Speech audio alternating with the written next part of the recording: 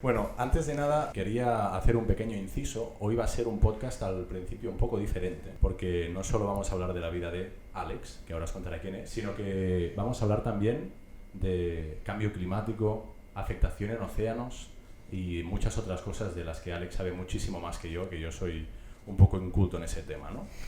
Pero bueno, antes de nada, si quieres, Alex, ¿por qué no nos cuentas un poco de ti? ¿Quién es Alex Bori? ¿Quién soy? Buena pregunta, Alex. Bueno, primero de todo, buenas tardes. Depende de quién nos escuche, buenos días o buenas noches. Y gracias por traerme. Vamos a hablar, como os he dicho, de varios temas, unos que mucha gente ya ha escuchado, otros un poco más complejos, que intentaremos explicarlos un poco más sencillo para que todo el mundo lo pueda entender. Incluso yo tengo mis propias chuletillas, porque siempre hay cositas que son necesarias recordar. Vale, entonces, ¿quién soy? Mi nombre es Alex, tengo 23 años actualmente y ahora mismo me encuentro sin trabajo. Yo estudié Administración y Dirección de Empresas en la Universidad Pompeu Fabra y cuando salí, pues me hice comercial. Un poco siguiendo esta línea, que mi padre también es comercial, un poco ese sector que siempre me había gustado y digo, hay que probarlo. Pero bueno, al final la experiencia no fue tan grata. Decidí hacer un cambio en mi vida, entre muchas cosas que me pasaron, algunas buenas, algunas negativas, y dije, hay que cambiar, hay que dejar de ser y hacer lo que hago y dedicar un poco mi vida a aquello que me apasionaba. Y entre muchos meses de reflexión, de estar mal, de darle vueltas, de ser un poco una atracción, a veces arriba, a veces abajo, decidí intentar dejar un poco una huella en este planeta. La forma que quería hacerlo era a través del océano. ¿Cuándo lo descubres que el océano es algo que te apasiona, que quieres salvar el planeta, ¿no? Descubro que quiero salvar el planeta el año pasado. Es decir, obviamente todo es una transición que pasa a lo largo de los meses. No pasa, un día te levantas y dices, ostras. Claro, pero hay un punto de inflexión, ¿no? De decir, Hay un punto de inflexión, que es el verano del año pasado, si no me recuerdo mal. Ahí decidí que no podía más, que necesitaba dedicar mi vida, o mi día a día, mi hobby, a lo que me apasionaba, a cambiar el planeta. Pero sí que es verdad que mi amor por los océanos, por el mar, ya viene desde chiquito. Yo he pasado toda mi vida en la Costa Brava, aquí en Cataluña. Pasé los primeros 8 o 9 años en Satuna, en una calita de Begur, y luego pasé a Calella. Entonces, pasar todo el verano nadando, buceando, buscando Vegano. vida. ¿Cuándo te empiezas a enterar de que el planeta necesita tu ayuda? Entiendo porque el planeta no está bien. Me empiezo a enterar porque en mi casa mi hermano y mi hermana también están metidos en este mundo. Yo tengo un hermano mayor y un hermano mayor. Y de ellos fueron un poco los que empezaron a investigar, a darse cuenta de la problemática. Y yo siempre he sido una persona que sigue mucho sus pasos. Me empecé a interesar y es cuando decidí, vale, dentro de este grupo tan grande de problemáticas, amenazas, soluciones que puede haber frente al cambio climático, ¿dónde me centro? Es que ya lo vamos a ver a medida que hablamos, que hay tantas cosas que al final cada uno se tiene que dedicar a aquello que cree que puede aportar más, ya desde un punto más científico hasta un punto más comunicativo, como un poco es el mío, este punto más activista. Pero sí, fue un poco gracias a mis hermanos. Muy bien, pues cuéntame, ¿por dónde empezamos ahora? ¿Por dónde empezamos? A ver, antes de todo te hago una pregunta. ¿Tú sabes lo que es el cambio climático? Entiendo que sí que sé lo que es. Demuéstramelo. Ahora voy a quedar mal ahí, ¿eh? Pero que la temperatura global del planeta está subiendo por una serie de causas, la mayoría de las cuales se imputan a la huella que está dejando el humano, que cada vez lo hace de manera más exponencial, entiendo, ¿no? ¿Cómo voy? Vale, bueno, has tocado temas clave. Sí que es verdad que el cambio climático ya no es el aumento de la temperatura per se, ¿vale? Básicamente el cambio climático se define un poco como la variación global del clima, ¿vale? Porque hay una cosa que es el tiempo y lo otro lo que es el clima. El tiempo, por ejemplo, el tiempo que hace en Barcelona. Pero el clima ya se refiere a un periodo de tiempo más largo. Entonces el cambio climático se refiere a eso, a un cambio en el clima a nivel global a largo plazo, ¿vale? Entonces, la gente que se pregunta, ¿qué es el cambio climático? ¿El cambio climático existe? Sí que existe, es innegable que los datos lo están diciendo por todos lados. Es decir, lo que tú decías, ¿la temperatura está aumentando? Sí, desde la revolución industrial que ha aumentado casi 1 grado ya. Cada vez es más exponencial, como comentabas, porque cada vez las emisiones de gases de efecto invernadero son mayores. Que el hielo del Ártico se está derritiendo es innegable. Que los corales cada vez se están muriendo más también lo es. Cada vez los eventos son un poco más extremos. Tenemos inundaciones. Ahora mismo estamos pasando por aquí, en la zona de Europa, si no me equivoco, una de las olas de calor más fuertes que jamás se han registrado. Acabamos de salir de una sequía. Esto antes no pasaba, ¿vale? Entonces hay que tener claro que lo que estamos viviendo es una realidad. Y hasta esas personas que dicen, hay científicos que dicen que no existe el cambio climático. Incluso a eso se le quiso poner una solución. Se hizo un consenso entre científicos y dijeron que entre el 94 y el 99,94% de los artículos publicados por científicos que hablaban sobre el cambio climático afirmaban que existía. Y no solamente que existía, sino que era causado por el ser humano. Esa es un poco la pregunta que te quería hacer, ¿no? Y la que supongo que mucha gente se hace, por eso te pregunta, para retarte un poco el argumento. Es decir, una cosa es, primero, decir que el cambio climático existe, la otra es imputarlo a causas humanas, y la otra es, oye, la Tierra no sé cuántos años tiene, pero tiene unos cuantos, ¿no? Entonces, ¿cómo es posible que se llegue a la conclusión de que no es algo cíclico, es causado por contaminación de los humanos y sobreexplotación y demás, cuando es posible que en realidad no tengamos ninguna idea? ¿Eres un poco escéptico en ese tema o no? Para nada. Y además te voy a demostrar ahora mismo de por qué el cambio climático que estamos viviendo ahora mismo es debido a nosotros, a ti, a mí, incluso yo soy un activista, pero yo lo estoy causando también. ¿Vale? Entonces, vamos a entender primero que hace 2.000 millones de años existían unos microorganismos en el mar, que vivían en el mar, que ellos mismos cambiaron la composición del aire y la llenaron de oxígeno. A partir de ahí se consiguió que hubiera vida en la Tierra. ¿Vale? Esto ya es un cambio climático, porque estás cambiando la composición de la atmósfera. ¿Vale? Entonces, hay que entender que el cambio climático puede ser debido a causas naturales. ¿Vale? Entonces, ¿qué es lo que pasa? Que hoy en día ha vuelto a ocurrir otro cambio climático, pero en vez de pasar durante millones y millones y millones de años, que es lo que tardaron estos pequeños microorganismos, lo hemos hecho en 270 años, que es empezó todo en la Revolución Industrial, también debido a la Segunda Guerra Mundial, toda la globalización. Son avances tecnológicos tan grandes que en 270 años hemos aumentado los niveles de dióxido de carbono en un 48%. Es mucho, y no hemos tardado millones de años, hemos tardado 270 años. Esto es imposible, ¿vale? Entonces, lo que te decía, sí que se puede ser que el cambio climático venga debido a causas naturales. Por ejemplo, ¿qué puede causar un cambio climático? Tú no sé si conoces lo que es la pequeña edad de hielo. Eso vino porque hubo un descenso de 1 solo grado de la temperatura, del clima, de la temperatura a nivel global. ¿Y qué lo causó? Los volcanes. Los volcanes son una causa que puede provocar un cambio climático. Otra cosa que puede cambiar el cambio climático son los ciclos de Milankovitch. ¿Qué son los ciclos de Milankovitch? Son unos ciclos que hace la rotación de la Tierra, ¿vale?, que provoca que haya mayor o menor radiación solar en el planeta. ¿Vale? ¿Qué es lo que pasa? Que esto pasa entre 100 y 400.000 años, entre 50.000 años también. Ahora no estamos en ese ciclo. Y solo hay otra explicación, que son a veces el efecto de las nubes también, pero muy, muy esporádico, y luego las emisiones de efecto invernadero, estos gases, que también existen naturales, como vamos a ver ahora en unos pocos minutos que te quiero comentar. Y luego una cosa que es el albedo, que ahora vamos a hablar más en ello a detalle, porque es un concepto muy interesante. Dale. ¿Qué es el albedo? ¿Te suena? ¿Has escuchado alguna vez lo que es el albedo? No. El albedo básicamente se define como aquel porcentaje de radiación solar que la Tierra refleja hacia el espacio. Por ejemplo, ¿tú has ido alguna vez a la nieve? Sí.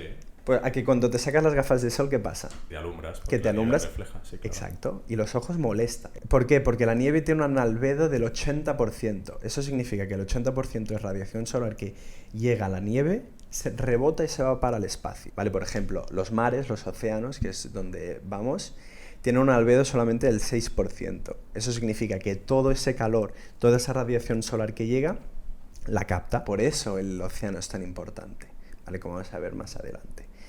Pero es por ello, principalmente por el albedo. ¿Qué es lo que pasa? Vamos a nombrar 4 cositas que hacen que la temperatura del planeta esté aumentando. Si el Ártico se deshace, cada vez hay más zona, por lo tanto el albedo disminuye, por lo tanto también hay más agua, más territorio de agua, por lo tanto también se capta más calor. Hay una capa que se llama permafrost, que es que ocupa el 22% de la Tierra, ¿vale? Es una capa congelada. ¿Vale? En esta capa congelada no solamente es hielo, sino que también tiene tierra, tiene sedimento, etc. Y en esta capa hay mucho carbono guardado y almacenado ahí dentro. Con el aumento de la temperatura, este hielo también se deshace, liberando todo este carbón. Es tan importante este concepto, el del albedo, de que es esa capacidad de hacer rebotar ese calor, que es como menos hielo tengamos, como menos nieve tengamos, será tan pequeña esa capacidad de enviar otra vez la calor al espacio. Yo quizá tengo conceptos desordenados, pero ¿qué papel tiene la capa de ozono? Porque había unos tiempos, bueno, hace un tiempo, que yo me acuerdo que quizá cuando era más pequeño, que me decían que había como un agujero en la capa de ozono y que entraba más radiación y demás. ¿Eso ya está bien? Sí, pero no es el principal problema. Es decir, obviamente hay un agujero en la capa de ozono que provoca que entra más radiación solar. Pero es que realmente el problema no es la cantidad de radiación solar que entra. El problema es la cantidad de gases que estamos emitiendo, que ya es que no se pueden almacenar en ningún sumidero. Que el sumidero son los océanos, los bosques y el suelo. La capa de ozono, vale, el ozono es un gas natural que existe, en plan que existe de por sí en la Tierra. Y es importante para nuestra supervivencia. Sí. Igual que el carbono, claro. ¿vale? Igual que el óxido nitroso. Sensación esta de que daban como mucha importancia al problema de la capa de ozono. ¿Y ahora a qué le dan mucha importancia? Al plástico. También.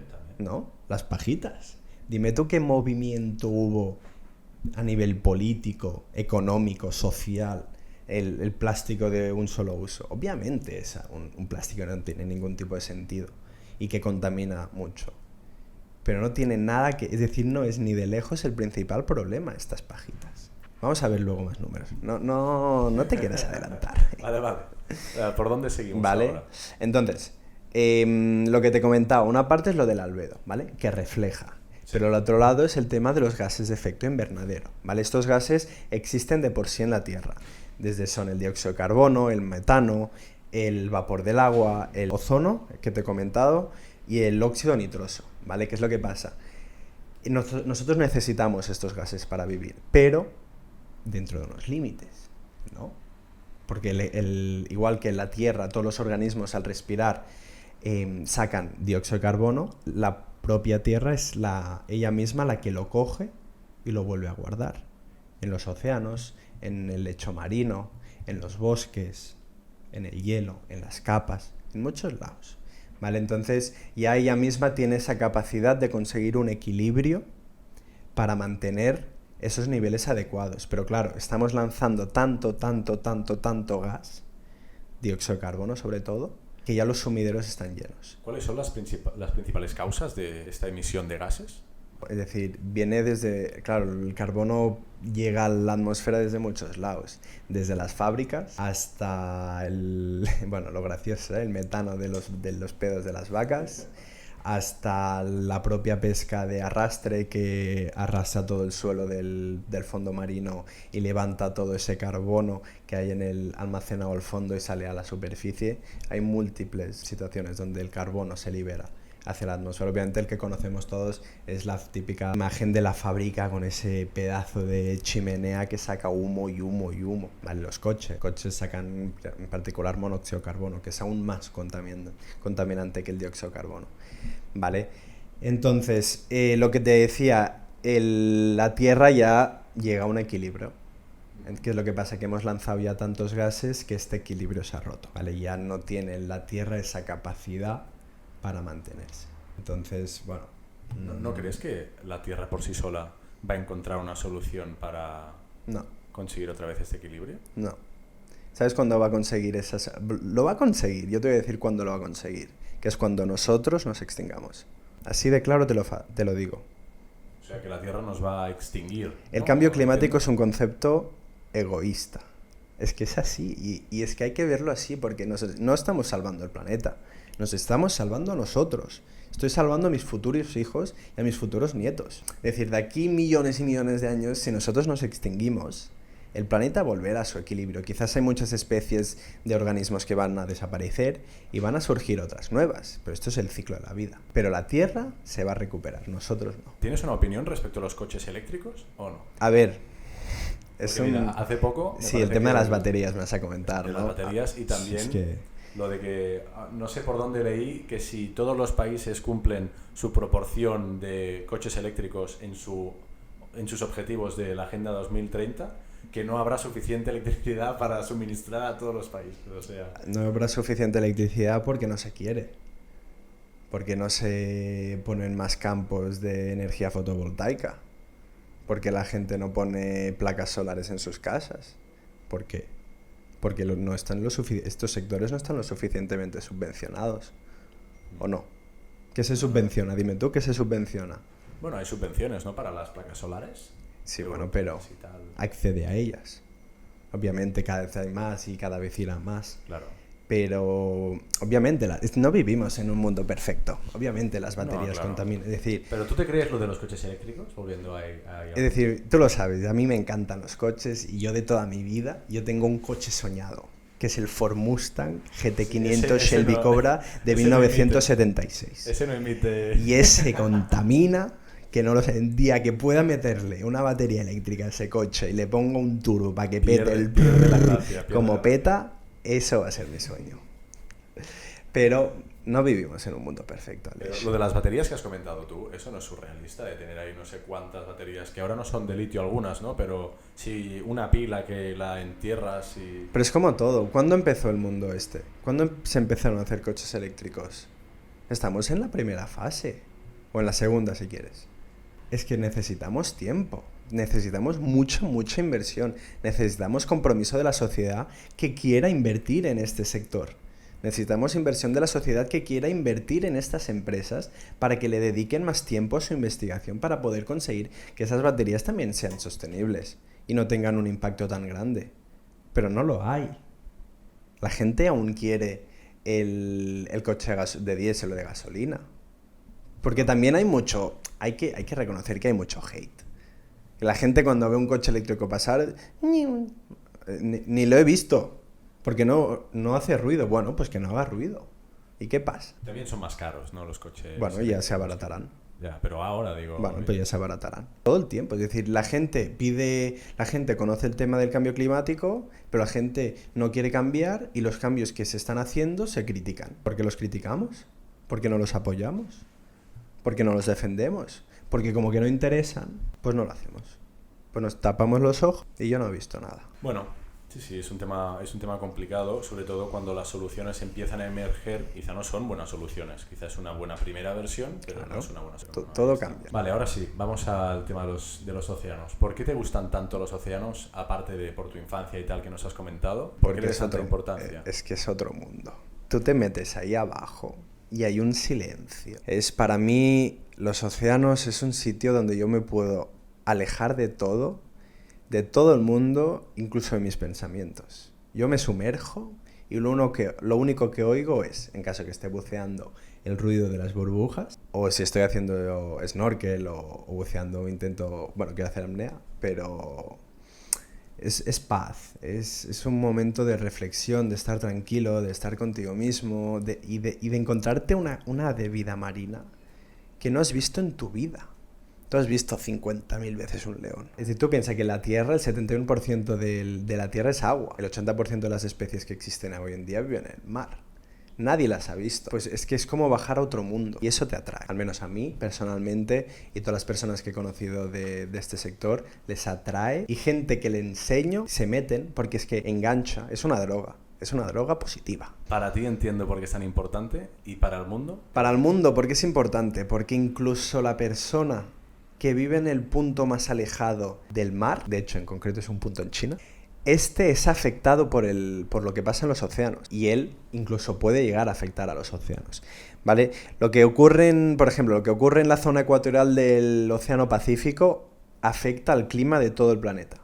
Lo que ocurre en el norte del océano Atlántico, sobre todo afecta al clima de Europa y de Norteamérica. Entonces lo que ocurre ahí, en esa zona escondida que nadie sabe que existe, está provocando tu lluvia, tu sequía, tus inundaciones, tus huracanes, tus temporales. Obviamente todo el mundo está afectado por ello. Y incluso esa persona que tira una pajita al suelo, esa pajita llegará a un río, que ese río llegará a un lago, que ese lago se volverá un río y ese río acabará en el mar. Tarde o temprano pasará el tiempo que pase, pero acabará en el mar. Lo que te decía, ¿por qué son tan importantes los océanos para nosotros, para el planeta y para nuestro futuro? A ver, te he comentado en un momento el concepto de los sumideros de carbono. ¿Tú sabes lo que es un sumidero de carbono? Como un almacén, ¿no? Entiendo. Exacto, es un almacén de carbono. Existen tres: los bosques, el suelo propio de la Tierra y los océanos. Vale, entonces, el océano en primer lugar es el sumidero de carbono más importante y más grande que existe. Vale, obviamente, el 71% de la Tierra es agua. Por lógica, los océanos son el principal sumidero. Captan el 93% del calor que hay en la Tierra. El 93% del calor. Eso es mucho. Es mucho, mucho, mucho. Por otro lado, ¿quién te han dicho a ti que es el pulmón del planeta? El Amazonas. ¿Por qué? Porque es un bosque enorme, ¿no? Súper grande, Vale. con río. El Amazonas genera aproximadamente el 20% del oxígeno del planeta. Es una barbaridad. ¿Pero sabes cuánto genera los océanos? Entre el 50 y el 80% del oxígeno que hay en la Tierra. Por lo tanto, el Amazonas no es el pulmón. Los océanos son los pulmones de este planeta. Obviamente el Amazonas alberga todo el tamaño que alberga, saca todo el oxígeno que saca, tiene toda la vida de organismos que hay ahí dentro. Obviamente se está desforestando porque necesitamos espacio para cultivar, pero bueno, tema aparte. Y aceite de palma, ¿no? También, que hubo también un recorte ahí de árboles increíble. Mira, no empecemos por ahí porque me pongo nervioso. Ya he venido preparado para hablar de océanos, no de bosques. ¿Por qué son más importantes los océanos? Regulan nuestro clima, como te he dicho. Porque absorben el calor, ¿vale? El 93%, como te he dicho. Entonces, por ejemplo, toda el agua tibia que hay en los tropicales, mediante las corrientes marinas, llegan al Ártico. Toda el agua fría que hay en el Ártico, mediante estas corrientes, llegan al trópico. Sin estas corrientes, las condiciones serían mucho más extremas. Tendríamos mucho, mucho, mucho frío en el norte y mucho, mucho, mucho calor en la zona ecuatorial tropical, ¿no? Entonces también nos regulan el clima. Porque es también muy importante, albergan el 80% de la vida. ¿Por qué es tan importante? Porque muchos de los fármacos que existen hoy en día provienen del mar y de sus organismos. Imagínate, nos estamos quedando sin peces, nos vamos a quedar sin fármacos. Habrá que buscar otros proveedores de fármacos, porque nos los estamos cargando. ¿Por qué es tan importante? Vamos a entrar a los temas que le interesa a la sociedad. Miles y miles y miles de millones de personas dependen del alimento del mar. El sector del mar, los millones de euros que mueven al año, no tienen ningún tipo de sentido. La cantidad de peces que se sacan del agua para alimentar, desde la tribu que no ha salido de la costa y se alimenta solamente del pez que habita ahí, que ellos siempre son los primeros que respetan más el mar, hasta la familia que le enseñan a sus hijos a pescar, hasta el gran pesquero que arrasa hectáreas y hectáreas. Es decir, los niveles son muy amplios, ¿vale? Pero es que el sector pesquero constituye la base es decir, la economía mundial. Es una gran base de la economía mundial. Si nos quedamos sin peces en el mar, esta industria va a caer. Y las pérdidas económicas que van a haber en muchos países van a ser catastróficas. Vale. Sí, sí. ¿Vale? ¿Qué es lo que pasa? Son tan importantes y nadie hace nada. ¿Cuál es el problema? La pajita de plástico, ¿no? Ahí vamos, eso me gusta. Ahí vamos, exacto. Antes de entrar un poco en las diferentes consecuencias que tienen todos estos gases, como es el tema de la acidificación, etcétera, que ya mucha gente los tiene por la mano. Hay unas amenazas que en concreto para mí son tres. La primera de ellas es la industria pesquera, que es lo que ya venimos hablando. La segunda de ellas es el tema de los vertidos residuales, petróleo y plástico. Y el tercero de ellos es uno muy poco conocido, como es el ruido. Si quieres empezamos por ahí porque es más cortito, ¿vale? Y luego entramos en materia un poco más picantita. A ver, si tienes cualquier duda, cuestión, me lo dices, ¿vale? Entonces, en la parte de los ruidos, tú eres de Mataró, yo soy de aquí Barcelona, en concreto yo vivo en el centro, por lo tanto he sido de esas personas afortunadas que se ha criado entre turistas, contaminación y ruido, obras. A mí ahora, cantidad de obras que hay en Barcelona. Vale, entonces a mí me molesta. Yo me estoy echando la siesta y tengo el obrero picando. Me levanto un sábado a las 8 de la mañana porque hay obras. Pues pasa lo mismo en el mar. Es decir, la cantidad de barcos que navegan por el mar, la cantidad de bombas que se tiran para buscar petróleo, todo eso es ruido, es molestia y a los peces les afecta lo mismo que a nosotros. De hecho, hay muchos tipos de, por ejemplo, cetáceos, ballenas, delfines, se comunican mediante el ruido y entonces este ruido los afecta. El tema de la localización, el tema de los sonars, todo esto afecta a estos animales. Se pierden, ¿vale? Incluso, de hecho, hay unos animales más pequeñitos, ¿vale? Hay pececitos que también cazan con su ruido. Crean tantos decibeles que cazan, entonces todo este ruido les molesta. Estas ballenas y delfines y tiburones incluso que a veces se ven que llegan a la costa, que están como perdidos. Puede ser por varias razones. No sé, obviamente no lo podemos confirmar, pero la gran mayoría de ellos vienen porque o están enfermos, entonces se llegan a las costas porque se desorientan o pues si en caso que vayan en grupo, se pierden el grupo y entonces ya les cuesta mucho más buscar alimento y por lo tanto acabar en nuestras costas. Pero todos esos peces, todos estos grandes organismos, algún delfín, alguna tortuga, alguna tintorera, tiburón azul, que se encuentra en la playa, pues en vez de cogerlo y volverlo a echar al mar, seguramente acabas de matar a ese animal. Si lo has visto, lo has encontrado vivo, seguramente lo acabas de matar. ¿Por qué? Porque ese animal, si ha llegado ahí, es porque está mal herido.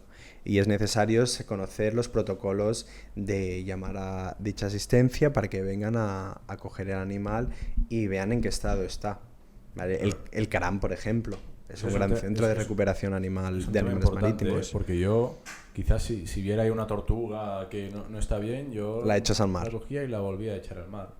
Coge toallas, mójalas, cubos, mantén a la tortuga fresca, ¿vale? Porque necesita agua y llama.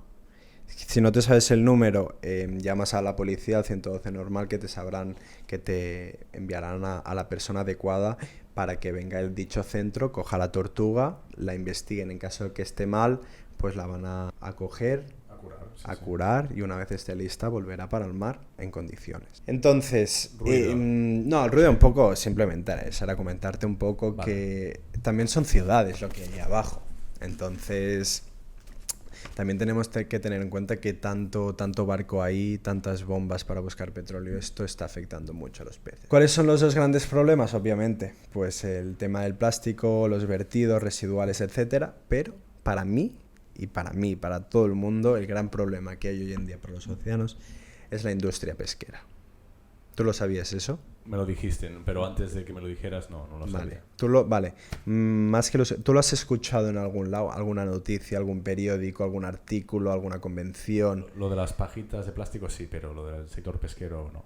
Vale, entonces, como te he dicho, el mar es una fuente de alimento para millones de personas, ¿vale? Por lo tanto, es muy importante que la pesca que hay hoy en día sea sostenible, porque es que si no, nos estamos acabando el pescado del mar. Ya se prevé que para 2050 ya no haya suficiente pescado en el mar como para alimentar a todas las personas. Solamente te digo eso. Entonces, Antes de todo, hay muchos tipos de pesca. Yo voy a hacer dos grupos generales. El primero de ellos es la pesca industrial, que ocupa aproximadamente el 29-30% de los barcos que hay hoy en día en el mar son de pesca industrial. El otro 70% es de pesca artesanal. Pesca artesanal es, pues, lo que te decía, la típica familia hasta una pequeña ciudad que tiene unos barquitos pequeños y salen al mar, ¿vale? Pero la cantidad de pescado que se caza o el impacto que tiene la pesca industrial es mucho mayor, siendo solamente el 30% mayor que el de otro 70%. Entonces ahí tenemos un problema. ¿Cómo puede ser que una fracción tan pequeña de pesqueros en el mar impacten más que una fracción tan grande como lo hace la pesca artesanal? Bueno, pero si estamos hablando de número de barcos, no es normal, porque los barcos industriales son como barcos enormes y tienen una tecnología. Pues claro, tú te piensas en un pesquero que saca la caña o la red, ¿vale? Pero tú no sabes que ya estos pesqueros ya tratan a los peces en el propio mar, en alta mar, en los propios barcos. Tienen congeladores enormes, piensa que se pasan meses en el mar. Entonces necesitan que la gran mayoría del pescado que llega a puerto llegue en condiciones. Siempre se acaba desechando la gran mayoría de la parte, porque muchos se estropean, ¿vale? Entonces, el principal problema es el tema de la pesca industrial, en la pesca de palangre o la pesca de arrastre, que es la principal amenaza. Por ejemplo, vamos a sacar algún dato importante para que tú veas un poco cuál es el impacto que está teniendo esta pesca. En primer lugar, ya se ha estimado que alrededor del 90% de los peces grandes que hay en el mar han desaparecido. El 90%, imagínate, el 10%, por eso se prevé que de aquí poco no habrá suficiente pez si no cambiamos el estilo de pesca.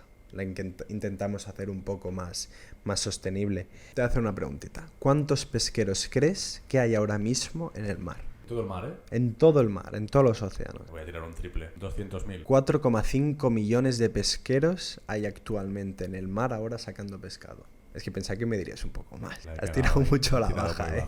Sí. No, pero de verdad. Tú piensas que al año se sacan 2,7 trillones de peces del mar. 2,7 trillones de peces al mar. Dime tú ese número si es bárbaro o no. Obviamente, la gran mayoría viene de peces de arrastre, que también provoca las muertes accidentales. Accidentales, entre comillas. ¿Qué es una muerte accidental? Por ejemplo, yo tengo mi pesquero que va arrastrando la red, que quiere lubinas, ¿vale? Pero ¿qué pasa? Que con el arrastre no solamente va a coger lubinas, va a coger todo lo que pase por ahí. Desde la lubina hasta el coral, hasta el tiburón, hasta la ballena, hasta la tortuga, ¿vale? Entonces todo este pescado que no es el propósito de ese pesquero es una pesca accidental.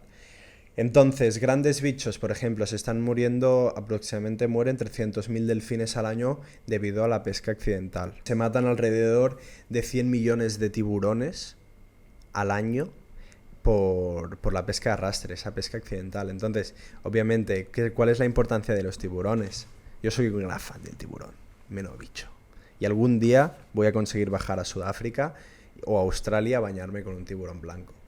Pero tú piensas que es un gran depredador que regula nuestros ecosistemas marinos. Entonces, sin ellos, vamos a perder. Es decir, la cadena trófica, los grandes depredadores están en la parte de arriba.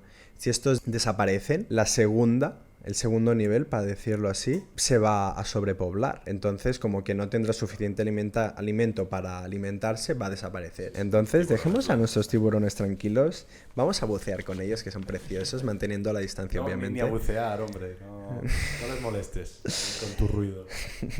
Obviamente, el arrastre, esta pesca de arrastre de fondo tiene un impacto muy grande. Es lo que te decía antes.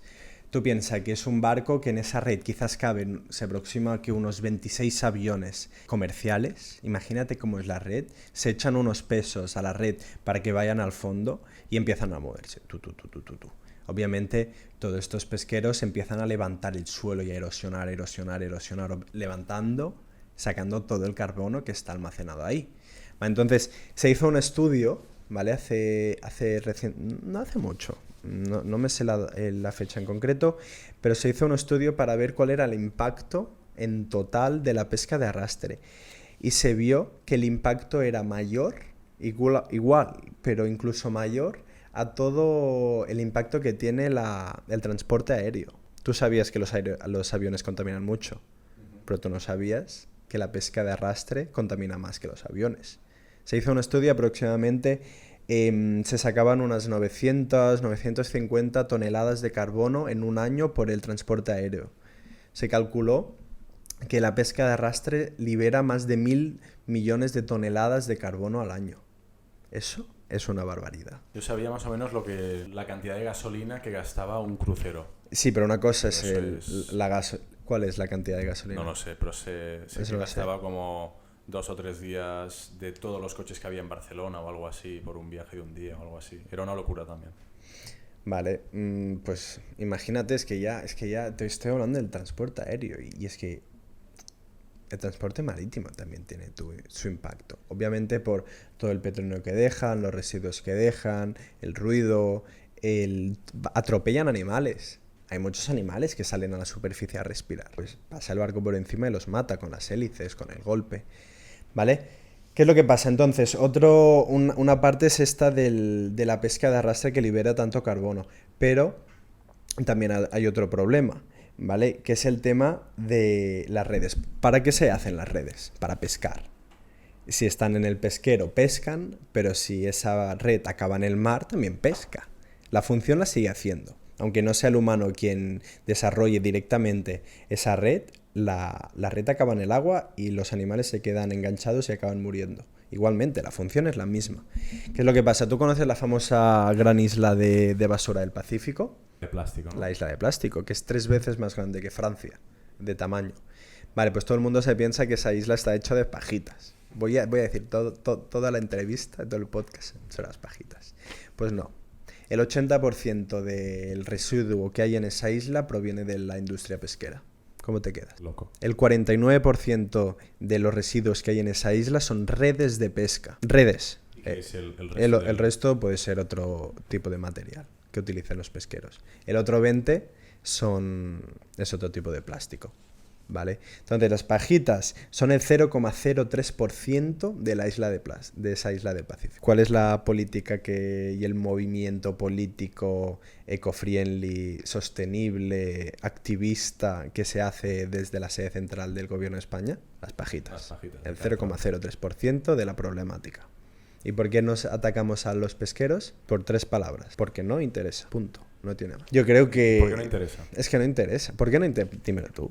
¿Cuántos millones de euros trae la industria pesquera a España?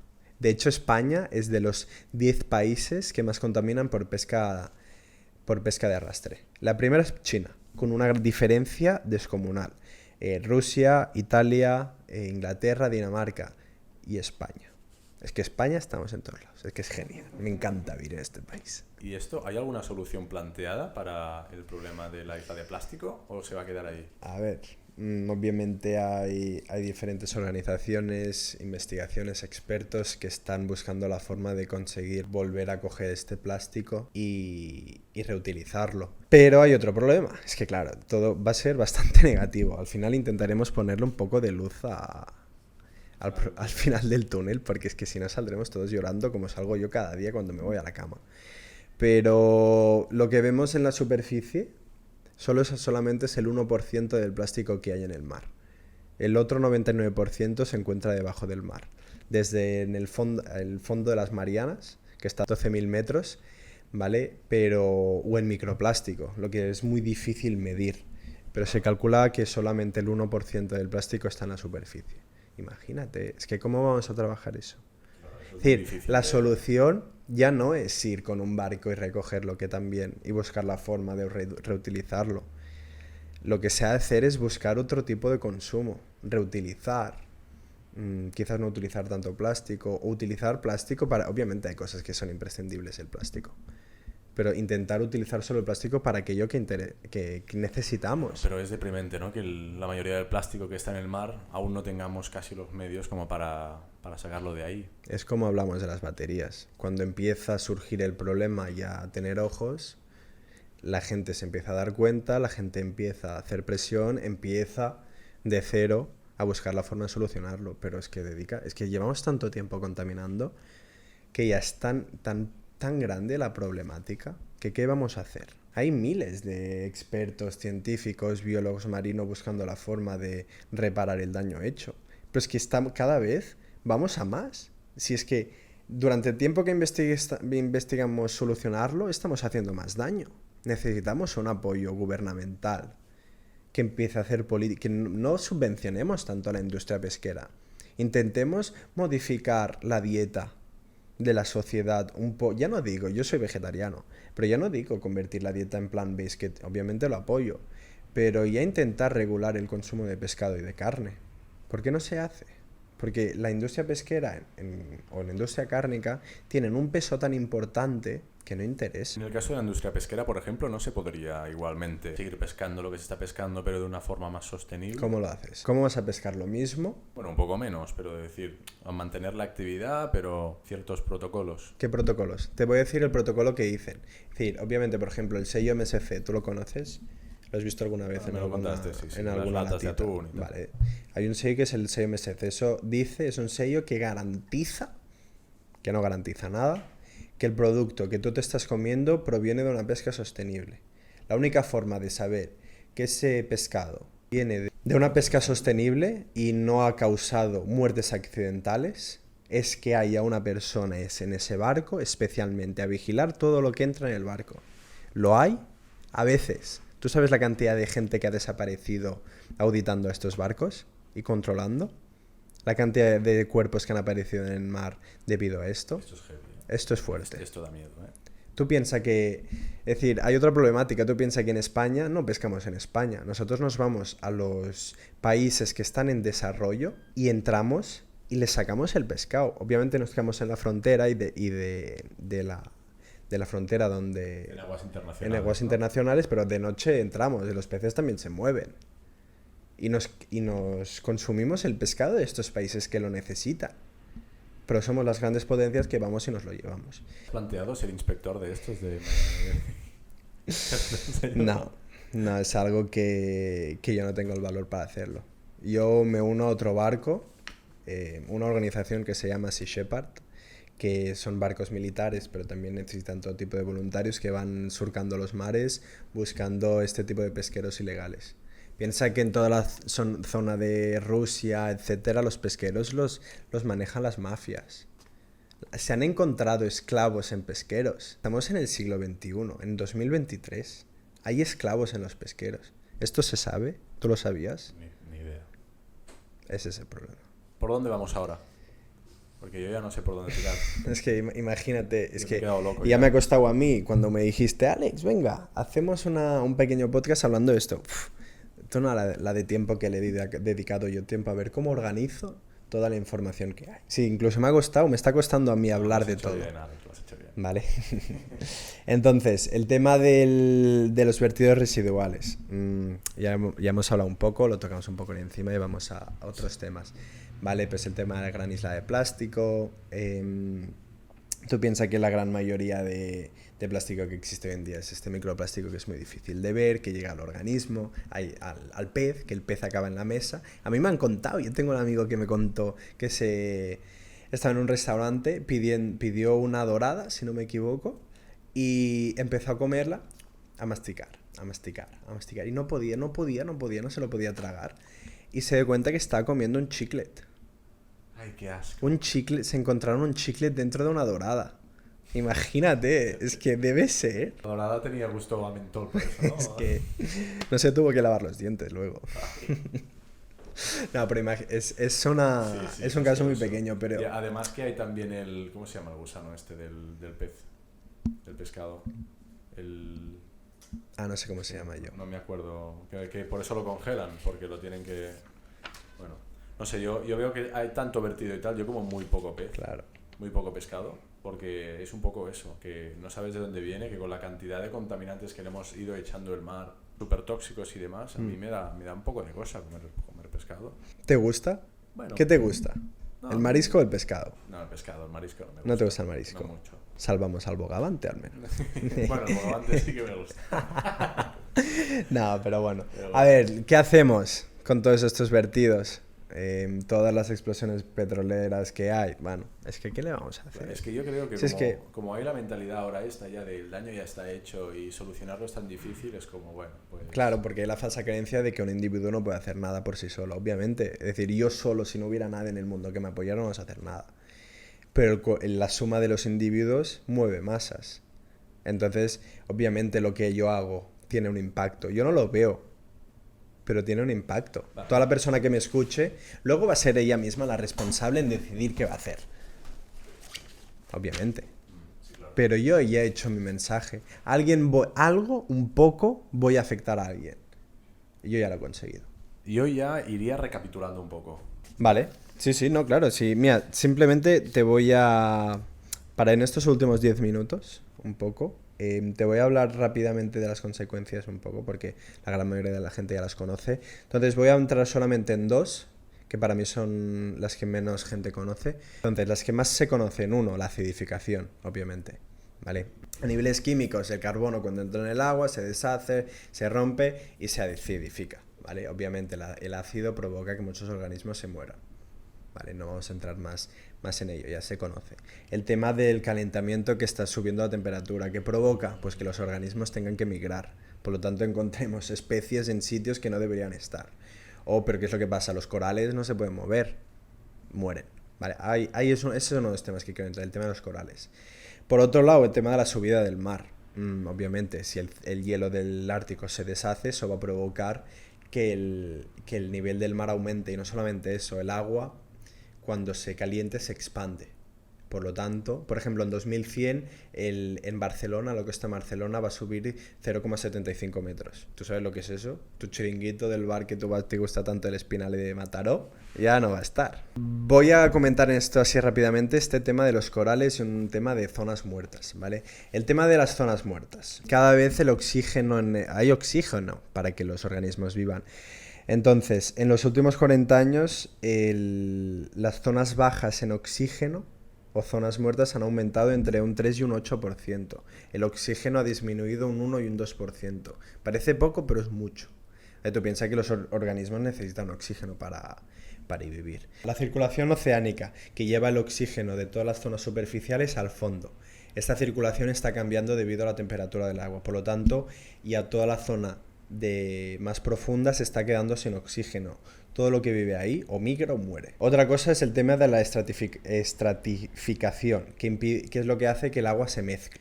En la columna de agua, hay agua más soluble, menos, que provoca que se mezcle. Este efecto está provocando que no se puedan mezclar, por lo tanto el oxígeno no llega al fondo. Otro tema es el tema de que cuando el agua se caliente es más soluble. Y eso provoca que el agua pueda coger menos CO2. Por lo tanto, si cojo menos CO2 tampoco hay oxígeno. Es decir, tampoco, al igual que no coge CO2, tampoco coge oxígeno, ¿vale? Y hay otros problemas, ¿vale? Pero básicamente un poco la idea es que estamos provocando que hay zonas muertas. Y pasó aquí en la costa de Cartagena, muy cerca de nosotros. ¿Vale? Entonces, uno de los temas que a mí me encanta hablar de ellos, es el tema de los corales.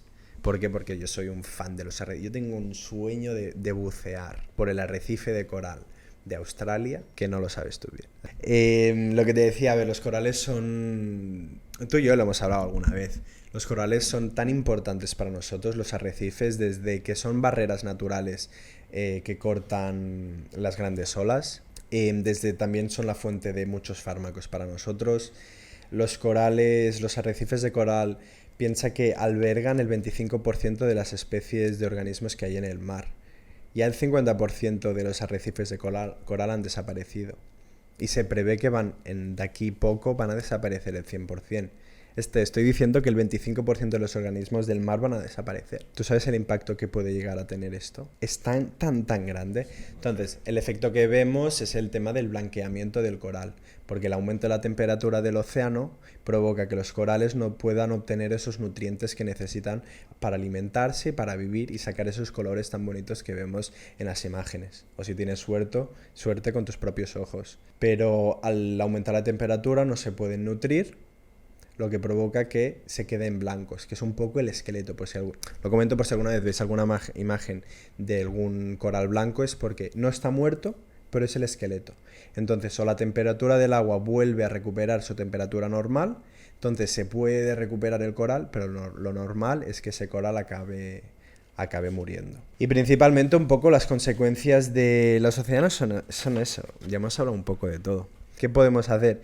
Yo no te voy a decir que te hagas vegetariano o vegano, pero sí un poco reducir el consumo tanto de pescado como de carne es que es necesario. Votar obviamente para que subvenciones de la pesca se disminuyan. Apoyar políticas para un mundo más sostenible. Obviamente el tema de reciclar, etcétera, intentar moverse en transporte, etcétera. Medidas que todo el mundo conocemos y poca gente aplica, pero son medidas que todo el mundo hace. En plan, que todo el mundo debería hacer. O deberíamos buscar partidos que apoyaran eso. Y sobre todo, pues, creer en ello. Es decir, mantenerse positivos en frente a este problema, porque todo el mundo lo ve perdido.